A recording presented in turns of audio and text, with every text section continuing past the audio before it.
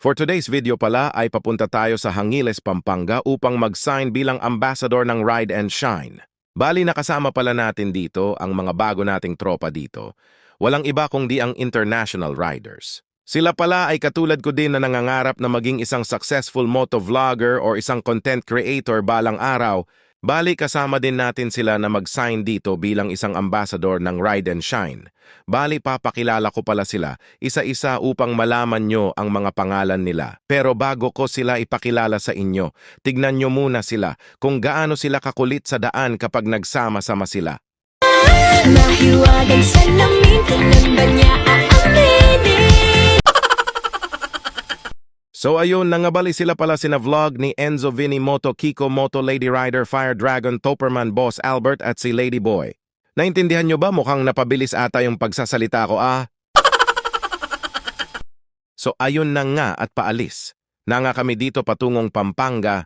Bali hinintay ko pala sila dito sa Kapas dahil sila'y galing pa ng Tarlac. Bali nakalagpas na nga kami dito sa Bamban at patungo na kami sa Mabalacat, Pampanga sa oras na ito. So ayun na nga, dahil matagal na tayo di dumadaan dito sa Pampanga sa di inaasahan, ay lumagpas na pala tayo dito patungo sa Hangiles, Pampanga. Buti na lamang sinabihan ako dito ni Kuya na nakanmax na pumasok na pala sa kanto yung mga kasama ko at di ko namalayan dito na hinahabol na pala ako dito ni Boss Toperman. So ayun na nga at kami ay bumalik na dito patungo sa bagong daan na papuntang Hangiles, Pampanga. So sa mga di pa nakakaalam na kagaya ko na may iba na palang daan ang papuntang Hangiles, Pampanga, dito pala ang daan niya malapit lamang sa Kakutud, Mabalacat, Pampanga. Bali hinihintay pala namin ang iba naming mga kasama dito dahil bigla silang nawala. Kaya nang dumating na dito, si Lady Rider ay pumasok na kami dito sa kanto upang dumiretso na sa aming pupuntahan. Nang mapansin nga namin dito na wala pa din ang iba naming kasama dito, ay tumabi muna kami sa gilid upang sila'y kontakin muna. Kaya, nung makontak na namin sila dito at kami kumpleto na, ay sabay-sabay na kami umalis dito patungo sa aming lokasyon.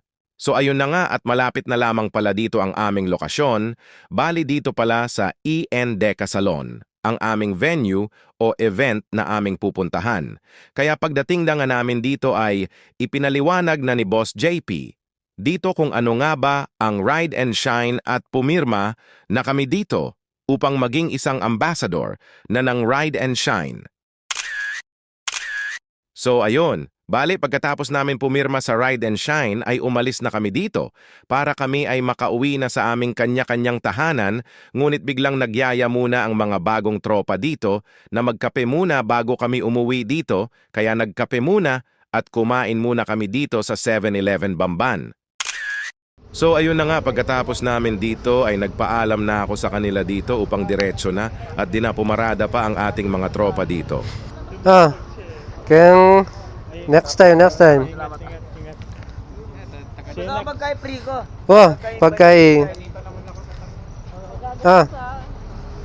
Kaya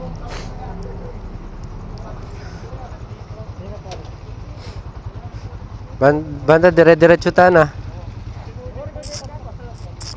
Magkain na ako kanyang kining McDo kay pa-conception na ako. Dahil madaling araw na pala dito, kailangan na nating gamitin ang pinagbabawal na teknik dito para hindi tayo pagalitan ng ating asawa, kaya binilhan ko muna siya dito ng pasalubong. Bali hanggang dito na lang muna ang ating video, kaya kung nagustuhan mo ito, paki-like, share at follow na din ako para lagi ka updated sa mga video ko.